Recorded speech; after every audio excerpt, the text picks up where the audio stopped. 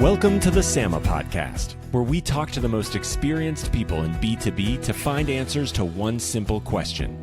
How can you become and remain essential to your strategic customers? Tune in as our guests reveal what it takes to become the supplier they cannot afford to lose. Learn how to level up your account management strategies to promptly deliver speed, convenience, and success to each customer.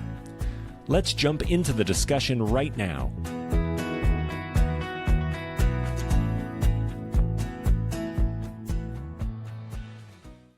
Hello and welcome to the SAMA Podcast. I'm Gordon Galzerano, SAMA President and CEO. Whether you're a seasoned SAM leader or just getting started, we're glad you're turning into this broadcast because today's conversation is truly going to cut to the core of what really means to lead with customer value, and not just in theory, but in practice. And what our member community is always asking for SAMA to do is continue to show us use cases of what good looks like. And especially at a time when expectations are shifting and the competitive advantage is increasingly short-lived, these examples are what personifies what good looks like. So in this episode, I'm joined by someone who's not only built a successful strategic account management program, but truly transformed a legacy organization along the way. So André Dubé, who I'll introduce in a moment, is the Senior Vice President of Sales and Operations at Wajax, one of Canada's oldest and most diversified industrial companies. Andre's been with Wajax for over two decades, dating back to the late 90s, when as strategic sourcing specialist, where he got his start. But since then, has held several senior roles across mining, industrial services, operations, and has played a really pivotal role in building One Wajax, a platform, and launching into their award-winning SAM program. André, it's great to see you. Welcome to the SAMA Podcast. Hi, Gordon. It's great to be here, and thank you for your time. Very proud and privileged to be here today and to address the SAMA peers. Yeah.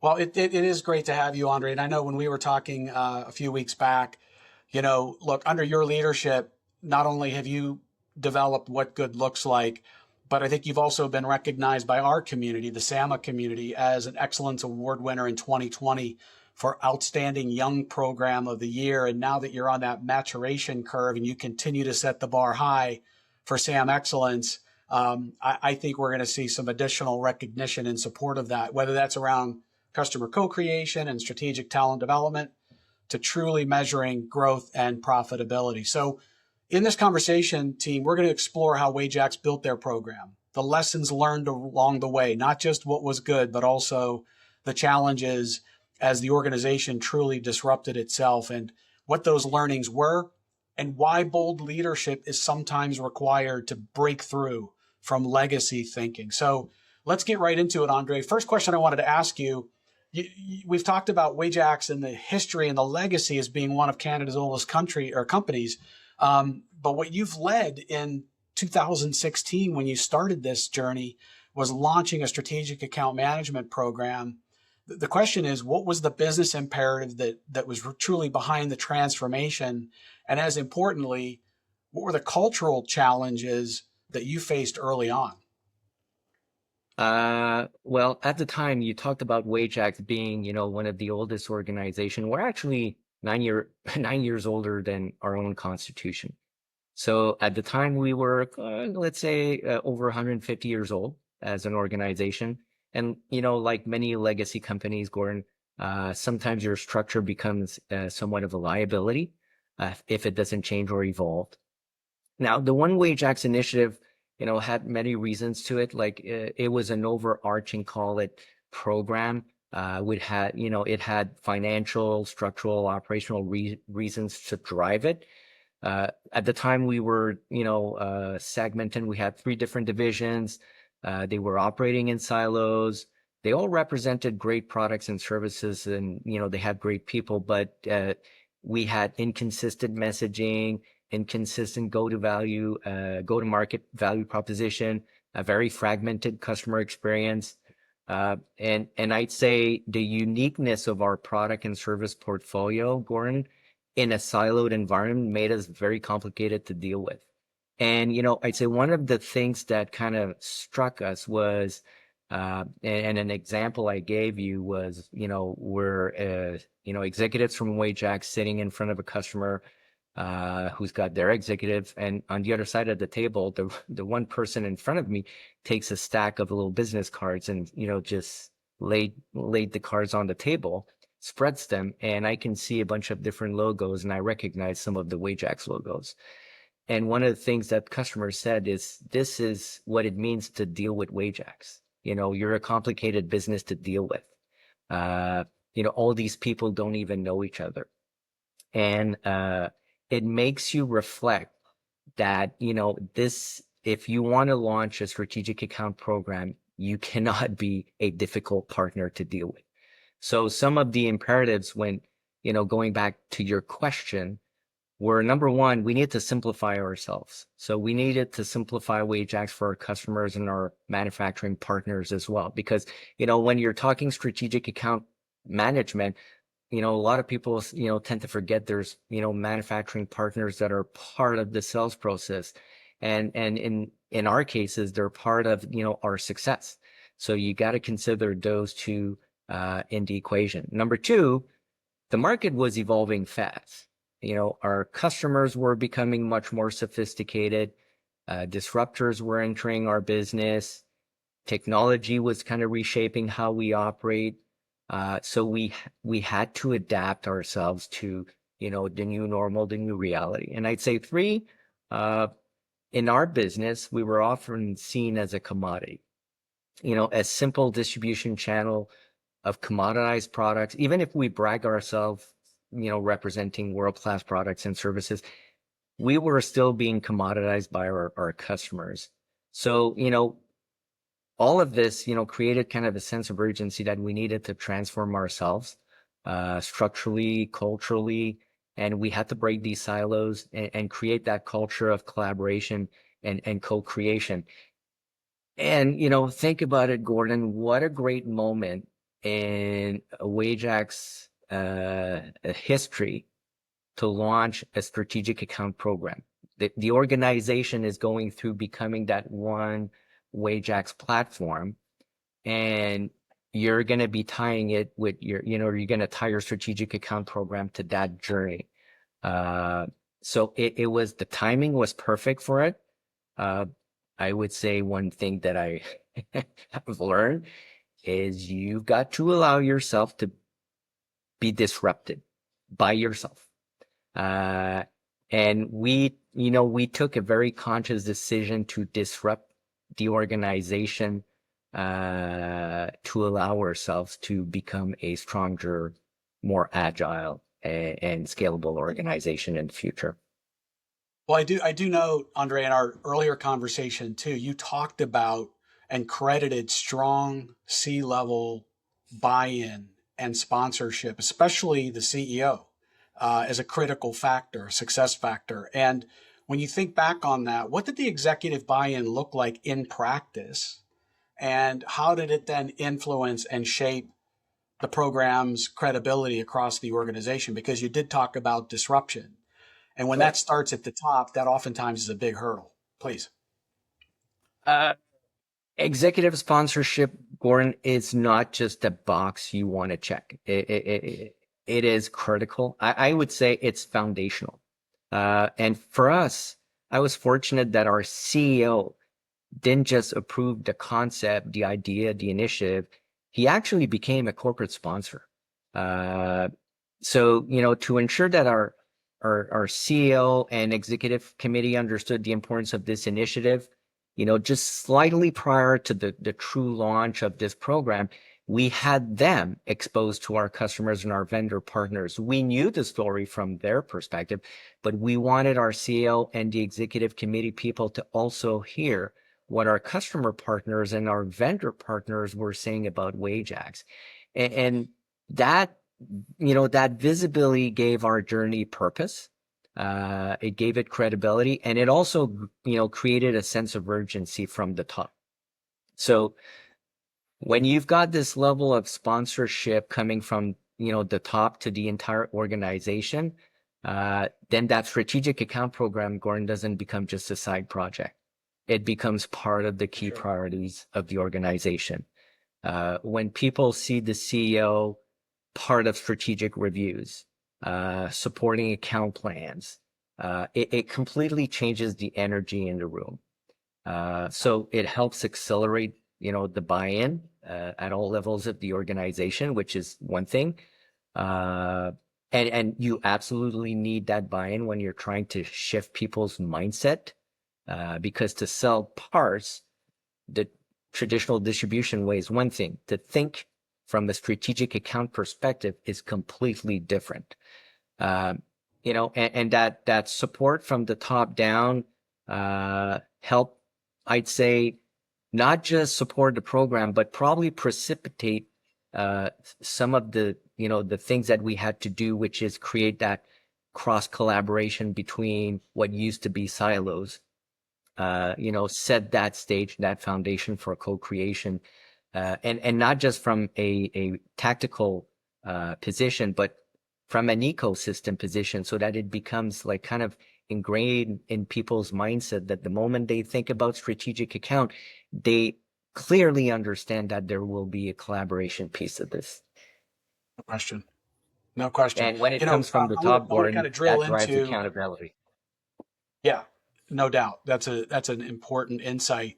And I want to drill into kind of this siloed and structural piece here in a second. But just the takeaway for me is that, by the way, you not only have a CEO that buys in, but based on the level of activity that they're involved in, they are truly in. Like they are being in the mix. They are influencing and giving the leadership team the first hand feedback on what's working and what's not, because by virtue of that and having the courage to disrupt the organization and the status quo, but what it's doing is it's building a level of, as you and I talked about, agility, flexibility, and resiliency into your business model that irrespective of the geopolitical and economic headwinds, you have a higher probability for success, especially with your most strategic, important customers, because you've built an operating model around them that makes sense. So you were talking earlier, Andre, about the three independent divisions that you've merged or essentially aligned into this unified one Wajax platform. What were some of the internal structural shifts required to ensure that that strategic alignment across teams that has historically operated in silos was truly aligned and integrated? Like the strategic account program was part of that, like I said, the overarching goal of becoming Wajax. So it's easy to be distracted with everything else that's going on in the business in terms of change. So one of the things that having that CEO part of the equation, what it did is it drove a certain level of accountability. He was not just a sponsor, preaching, the message. We had accountability to kind of, give results back to the executive committee on where we were, tracking, and we had to measure our performance or our implementation, and the entire execution was tracked and measured, from the top, to make sure that we stayed on track. Now, when unifying the organization, how do you break the silos? How do you create that level of alignment? Well, you've got to align your systems accordingly. You've got to align your incentives accordingly. You've got to align, from a reporting line, a structural aspect to it. It all has to align with the strategic account program. It's not just a side project that is happening and that will be treated as a standalone. So as we are creating that one Wajax platform, we are also aligning the strategic account program to what's happening in the business. And I'd say one fundamental thing that I can put my finger on that said, this made a difference is when we really created that shared accountability across the functions. And what I mean from that, Gordon, is you can't have your strategic account team work in isolation. You can't have your team not collaborate with engineering, for example, with supply chain, with finance, and vice versa. You need to have those functions act as a support group to help deliver the value proposition of your strategic account program. Now, it's easy to talk about alignment and collaboration, but it's not easy to execute on it. And the organization has a responsibility. So it's one thing to create alignment from a structural, position, from an incentive position. But you, as an organization, you've got a responsibility to deliver a platform that will create that foundation for collaboration and alignment. So for example, we implemented tools that created that shared accountability between the business, the functions, the sales, the service teams. We implemented platforms, we implemented CRM, we implemented joint planning sessions. So we had technologies and processes and tools to support that bridge between all these cross-functional teams around the strategic account program. And when I say program, I also mean around the strategic account customer. Because when you're presenting yourself to your customer in a strategic account format, you're talking on behalf of the brand, not on behalf of one product line or one product category. So to really create that level of alignment, you have to set the foundation. And as an organization, that means you've got to provide the tools, the technologies, the processes, the ways of working to actually activate and enable the ecosystem. What I love about what you've just said, Andre, is this is where culture has really been influenced with a customer-centric mindset, with an intentional purpose and platform around your most important customers. But what you just described for our listeners is how the company disrupted itself, but it actually helped to curate an even more important culture that the organization could get around. And then you built an operating model underneath it with technology and tools and processes to enable it, to drive that collaboration, because it is so characteristic of a lot of organizations that are today traditionally siloed, today experiencing a fragmented go-to-market across marketing, sales, customer success, R&D, where at Wajax, you've been able to align and integrate those elements, where now you're creating a higher order level of value and differentiation for your strategic customers. I know a big part of what is important to this equation and recipe for success, as you've discussed in our previous conversations, is that we know that strategic account managers have to have that general manager mindset. They have to be able to work across the aisle internally within the functions and the leadership team to align and help drive those outcomes. Similarly, they need to be that general manager inside their customer organization and part of their broader ecosystem to ensure that those priorities are well defined, understood, and that we're demonstrating value and impact where it makes sense. So I think there's a clear differentiation where not all top salespeople make great strategic account managers because they don't have that general manager mindset or skill set. So how did you at Wajax approach talent selection and development? And what role did the Strategic Account Management Association CSAM certification process play in shaping your team?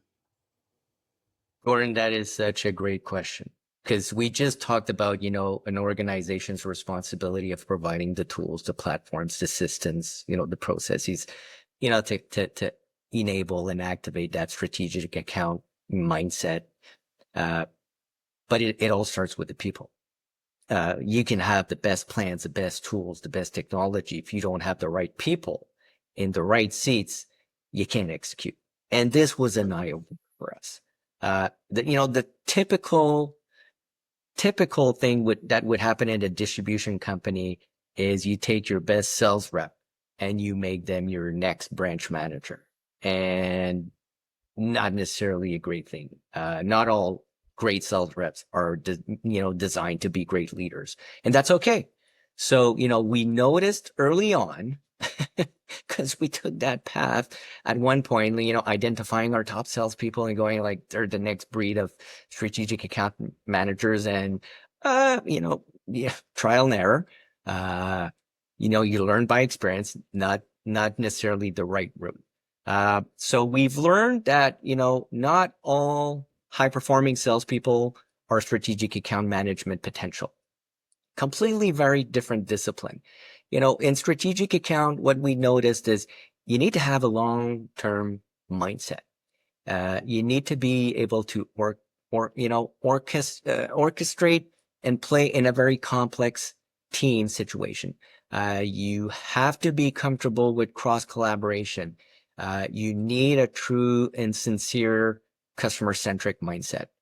And that's how we thought about it. And that's how we started defining a profile. So before we even started, looking at people and putting names in box, we needed to identify, what does the box actually mean? So defining, what does that strategic account manager profile is at Wajax? Because again, I'll go back to the, early comment where I said, a typical sales individual in our business, sells a project, sells something that is tangible. It's got specifications, it's framed and it's tailored for a very specific problem. So it's a solution to a problem. A strategic account person in our business sells a concept, sells a brand, sells a value proposition. It has nothing tangible. And those people are selling the why your organization is a trusted strategic advisor. Completely different skill set. And I'd say one of the things that we did after defining that profile is we reached out to SAMA and we asked SAMA, number one, for their expertise on what defines not just a good, but a great strategic account manager. And then what SAMA did is, they also connected us with, people within your organization that went through the journey. And they could share their experience in strategic account talent management and some of the challenges and headwinds that they faced. And, once we understood all of that, we had all that feedback, all this insight from you, your team, from, peers that are members of SAMA. Now we had a clear vision and a clear view of what a strategic account profile meant at Wajax. That's when we started reaching out and identifying those people within the organization that were potential.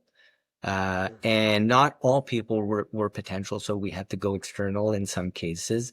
But to do that, it gave us like confidence that, we were building the right team and putting the people up for success. Because if there's one thing that you don't want to do is put somebody in a position with high aspiration and see them fail. And you know what? I'll share something with you. That talent management piece was so critical for us and we invested a lot, like sending people to your CSAN certification program. Once we identified those individuals that we believe were high potential, we sent some to do the CSAN certification program, which was, awesome, to be honest with you, because they came back with, different ideas and different perspectives. And one of the, concerns I had was, are we too Wajax branded? Meaning there's a bunch of ideas out there that maybe we're not familiar with and we should tap into. It gave them that external perspective. So we made sure that they became and evolved into a true strategic account manager beyond the Wajax universe. And I'll share something with you, Gordon. Some of them grew in the organization and took on more senior roles within Wajax. And that's awesome, because that's a testament that, number one, the team did great work in their own development. But it's also a testament that SAMA had, a world-class program that also helped them elevate themselves and become, better, stronger senior leaders within the organization. Well, thank you for that. Thank you for that testimonial. That's super helpful to us. And we know that in your organization, the certification for strategic account management, is a competitive differentiator. And I think you mentioned something, Andre, in the context of Wajax, which is when you become a trusted strategic advisor, it's through programs like CSAM that help you build the talent to be able to first identify where those opportunities are, and then how can you co-create with strategic customers to unlock new value for both sides. Is there an example in that regard that you can share with our audience in terms of where co-creation with a strategic customer truly did then enable or unlock new value for both sides? Yes, I'd say one example that really stands out for me, number one, because we were acknowledged by the customer after the fact, from their global corporate headquarters. We were recognized, and I would say not having the right people in the right, places, not having a very well structured, defined program, not having SAMA support. I don't know if we would have been able to pull this off. Basically, it's, a large customer of Wajax, who wants to reopen a mining site that's been closed for many years. And the typical situation, Gordon, in distribution is you're going to be pulled in after the fact. So they're going to go through on their own the entire process, and they will contact you once the site is operating and things are not going the way that they were initially planned. What we did is we were very proactive in coming in very early. The moment we knew that they were, thinking of reopening the site, we were in conversations with them. And what that did is we were able to actually play a very strategic role in helping the customer, plan and assess what needed to be done prior to turning the key on in their operations. When we came in, even though they were in the early stages of this project, they were already facing critical supply chain bottlenecks. They were facing a bunch of old applications. They were struggling with skilled labor shortages because in their segment, there was kind of a war for labor. So, all these mining sites were stealing the people from each other. They had engineering problems. They were, clearly headed towards, delays and over budget. And so instead of coming in and offering our products and services, our strategic account manager just sat down and worked side by side with their team to actually co-design. So we talk about co-create, but I'd say here co-design an integrated solution that involved operations, maintenance, and logistics, and having all these solutions play a key part. We were involved in upgrading their applications to today's technologies, assessing and troubleshooting and repairing some of their critical applications, standardizing, their products, optimizing their inventories. What is it that we're going to need in stock, where, when, creating some of their maintenance programs, because as we were commissioning some new applications, they didn't know exactly what were the maintenance requirements, so we actually were involved in training their newly hired staff coming into play. So Gordon, we're talking a site that was completely shut down for many years, and they were able to reopen, back in line, operating, digging, hauling ore within 12 months. And then once in full operation, they had over 1,000 employees. That was probably one of the best example of co-creation. And I would say one of the learnings for Wajax was not co-creation just with the customer. Because one of the things we talk about when we're talking strategic account management is how we co-create with our customer partner. This exercise taught us how to co-create within Wajax by pulling all our different categories, all our different products and services together, and becoming that one full force, turnkey solution to the customer. So it became, once we debriefed on this, it became the standard of what we wanted the strategic account program to look like at Wajax. Earlier, Andre, you had mentioned kind of platforms, tools. I think you touched on strategic account planning. When you think of it in the context of how you're engaging with customers today to be aligned and to, again, look for those new opportunities to generate value, how did you embed strategic account planning and execution into your operating rhythm? And then what cadence, tools, or rituals proved to be most critical to staying aligned with those strategic customers? Well, execution is everything. And it's no different from a company's strategic planning process, for example. You've got to have a disciplined operating rhythm. And what we did is just, implement, a cadence and some very specific things we wanted to do. So, it included annual strategic reviews. It includes, account planning sessions. It includes, regular reviews, and not just within the strategic account team, but with cross-functional teams. So having sit downs and conversations with, your supply chain folks and your service folks and your shops. And, this is all internal, but there's also customer facing business reviews. Now, I can't give you, Gordon, like a specific frequency because based on the conversation, it's gonna, some can be weekly, some can be monthly, some can be yearly. But I'd say for the most part, they were all predefined. Like the cadence was predefined.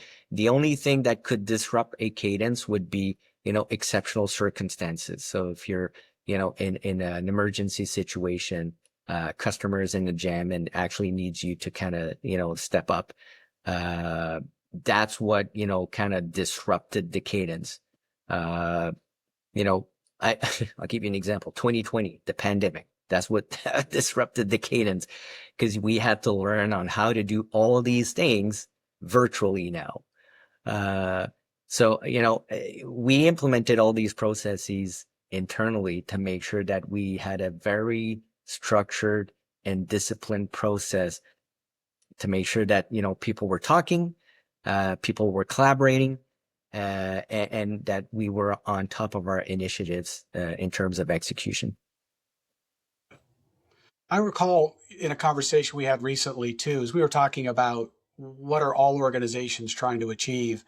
It's top line, profitable growth. It's, managing and reducing costs and saving in certain aspects of the business. And then third, how do you help mitigate risk, both physical and now cyber and other elements of risk? But there's something that I think is really intriguing, and that's the approach that you take internally. DCS, I think it's the documented cost savings approach that really stood out for me. How do you track and quantify the impact your team has delivered, and how do customers respond to those cost saving reports and discussions? I'm just curious.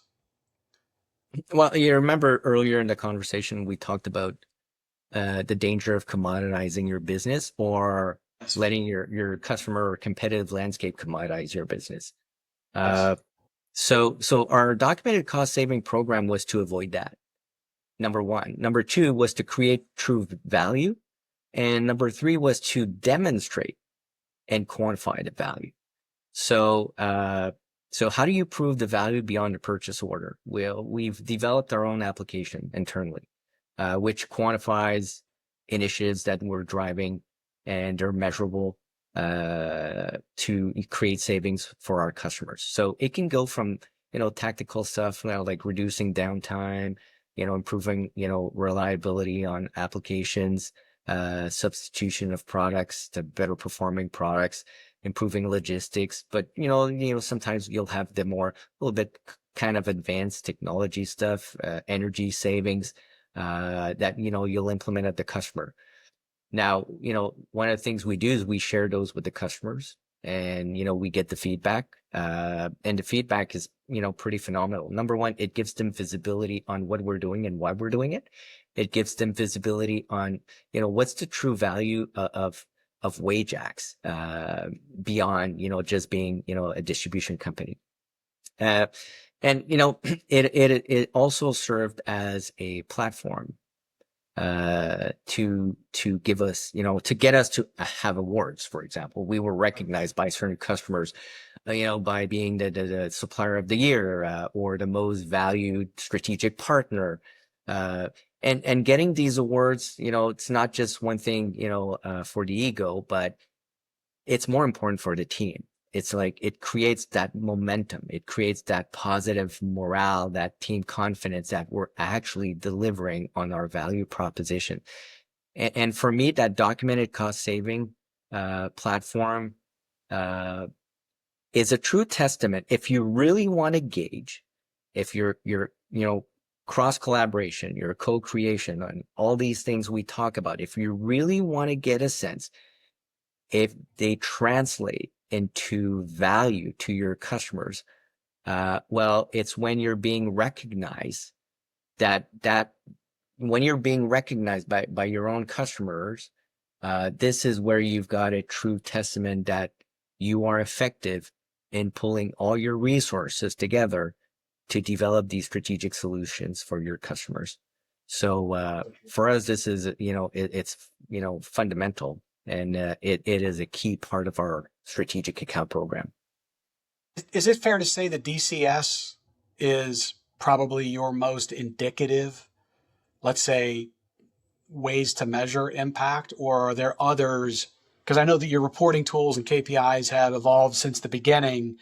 How have those metrics evolved over time? And in addition to DCS, which ones have proven to be most indicative of program success? Well, I'd say, you want to track and measure your strategic account program. So you'll have the typical KPIs, which is account penetration, revenue growth, profitability, retention, and then, you'll evolve your metrics and have more in-depth and insightful metrics.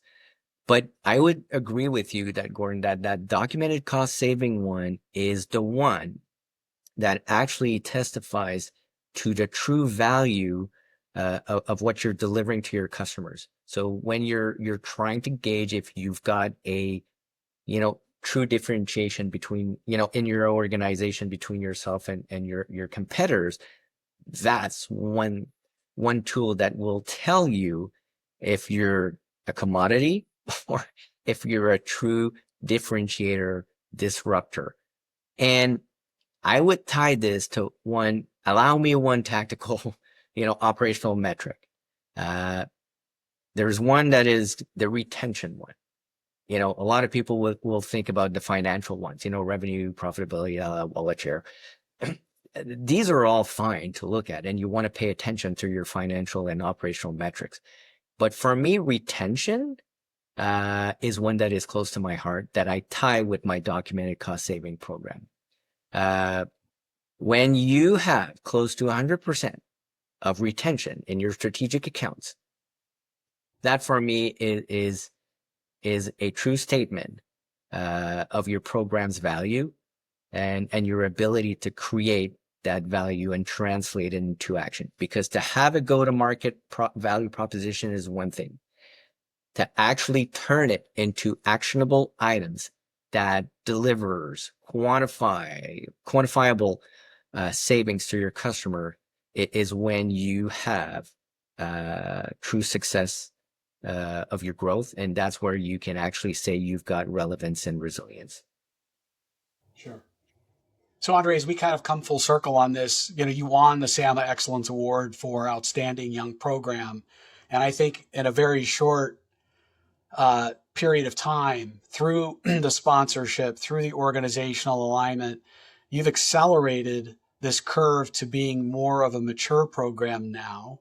And as we think about the folks that are listening in on this podcast, if there was one piece of advice you would give companies starting their SAM journey, especially those that are worried about disrupting legacy cultures or the status quo, what's the one piece of sage advice you would provide to them as they're just starting out?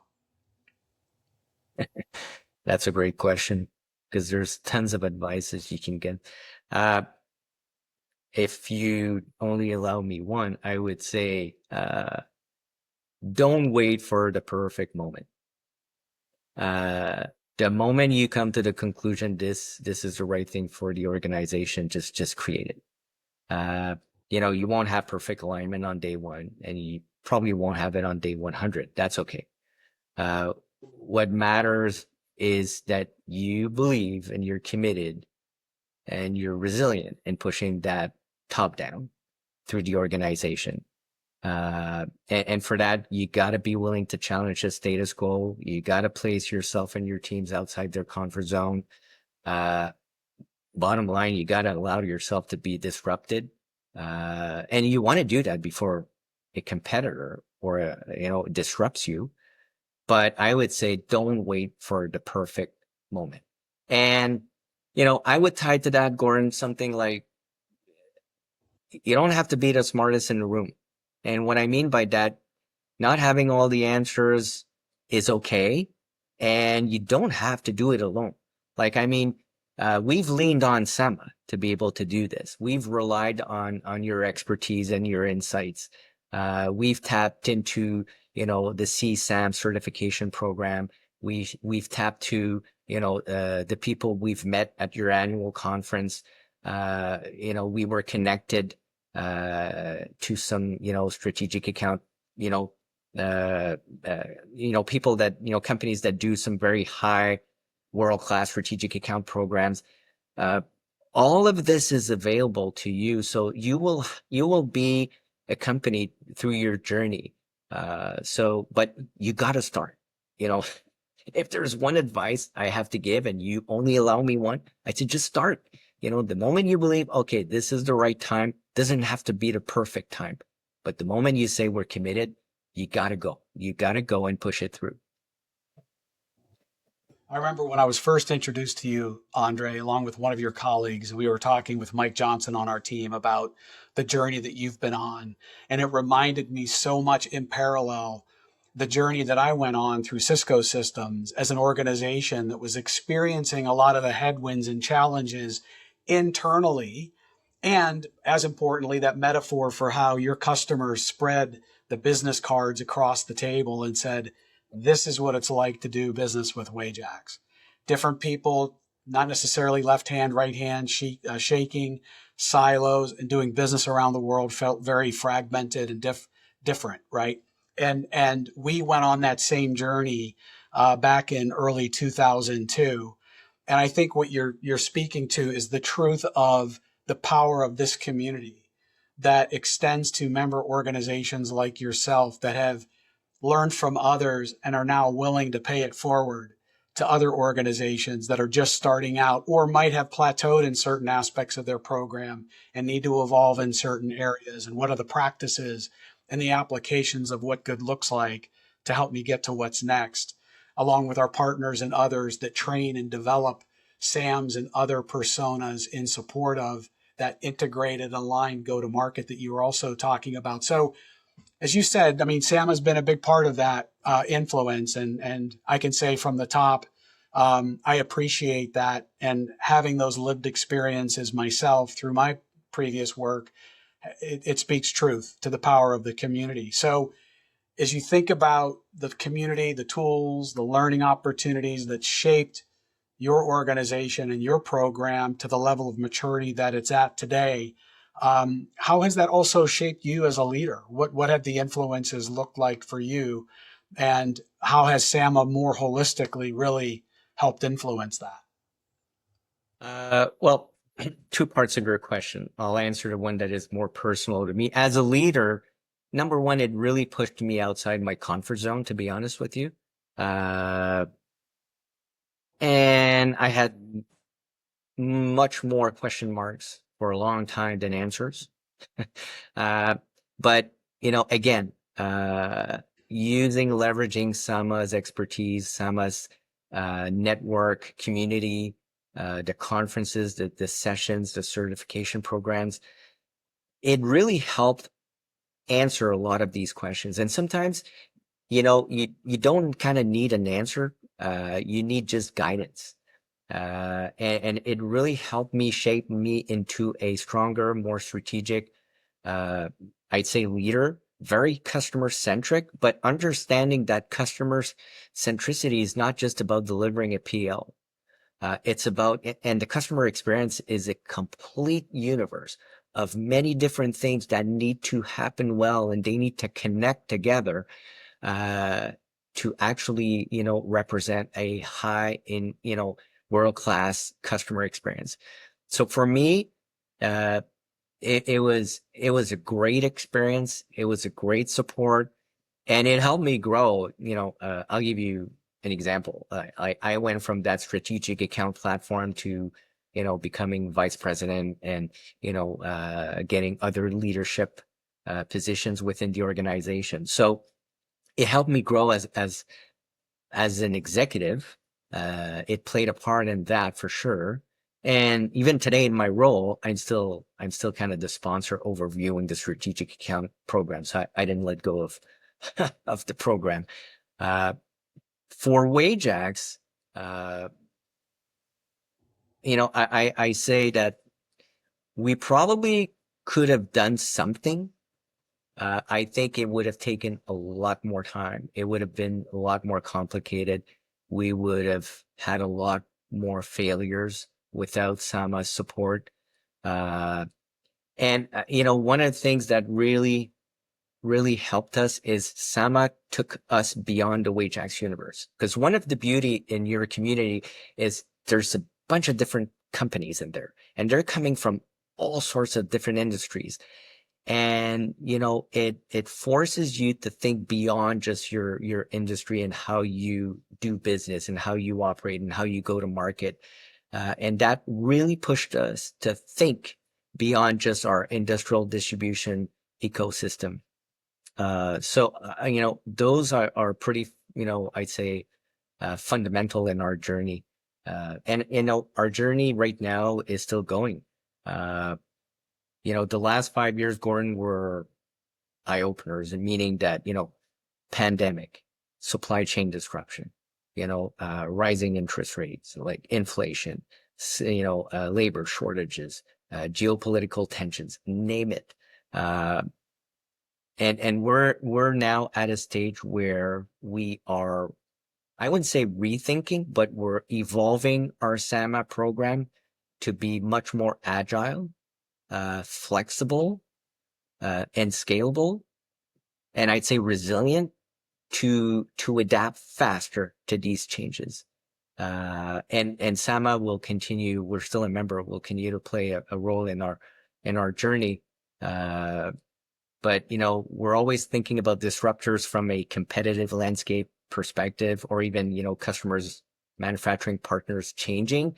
But we forget that there are external circumstances that can really either reshape or disrupt your business. And if you don't have the agility within your SAM program to adapt and adapt fast, you might be left behind in a very short period of time. So that's where we're at now in our journey, is to be able to face these challenges with much more resiliency than before.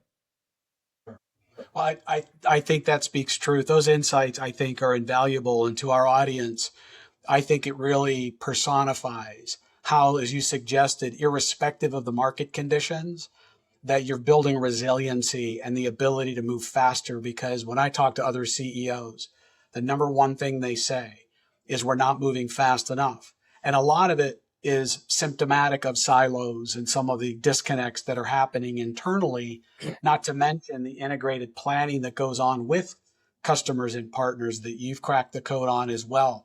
That enables not only that agility, flexibility, and speed, but as you said, the resilience that's really, really important over time, irrespective of that. So what's also really refreshing to hear is how it influenced you as an executive and how it helped develop and help accelerate your progression within the company. And then also, I think the other thing that you said is also very, very true, is that you're in one industry where organizations maybe in life sciences or financial services or IT might be looking at it as, well, they're different, we're different, it doesn't really apply. What's so true is the practice of strategic account management as a discipline as a strategic growth driver in the business, it has everything to do with the agnostic nature of other types of industries and companies. A lot of the architecture of what we do at SAMA and what you've experienced through your One Wajax model is industry agnostic. It's applied irrespective of the industry that you're in. It's nuanced, but it's certainly agnostic. André, I know we're coming up on time here. I just wanted to say first and foremost, thank you. Thank you for not only investing the time today, but being willing to put yourself out there in support of what I think is probably one of the most important podcasts we'll do this year. From a practitioner yourself who's gone on this journey, who's experienced the bumps along the way and the headwinds like any company would experience, but having the resiliency to see it through to an outcome that has transformed the company. And so first and foremost, thanks again for investing the time and being willing to share your story with us as we continue to pay it forward to our broader member community at SAMA. So thank you very much. Well, you're welcome. And thank you for having me. This was our way to kind of, to your point, pay it forward, to give it back. We were fortunate to have companies that, took the time with us to listen to our journey and our challenges and share their insights, ideas, and, best practices. And, it's our way to kind of give it back to the community. And again, our journey is not, this is not an end state. It's an evolving, never ending journey. And as we, move forward, we hope that eventually we'll be able to help other companies kind of do the same and reach their full potential, because that's the goal. And if somebody is questioning, okay, I'm hearing all of this, interesting, but how does it actually translate in my financials? I can tell you, Gordon, that in the worst of COVID, our strategic account segment was the most resilient segment. And post-COVID, it was the fastest growing segment. So I'll speak for Wajax. It is a key growth driver, and it is a very important priority in our business. Excellent. Well, and I think it goes without saying, it's not just, you just sharing your experience, but it truly transformed the company, and also really with a leadership mindset shaping to make it possible. So again, André, thank you. And to our broader community of listeners today, André reminded us that strategic account management isn't a tweak. It truly is a transformation, one that requires the courage to disrupt legacy business model, one that requires structural alignment, talent investment, relentless focus on co-creating new ways of developing value with customers and partners. And so to you, as our broader community, if you're leading or just beginning a SAM journey in your organization, I hope that today's conversation really helped reduce, let's say, some of the noise and dispel some of the fear, and provided you the clarity of what good looks like when it comes to building a truly customer-centric enterprise. And of course, as always, we encourage you to lean into SAMA and to learn more, connect not only with our peers, but also helping to uncover those best practices. And so we invite you to explore everything that SAMA has to offer and reach out to your customer success team or myself personally. We'll have links to do that, because we want to be on this journey with and for you. And we hope to amplify your success like we've done here today with Wajax and André. So until next time, I'm Gordon Galzerano, and thank you for joining, and keep building going forward. Thank you.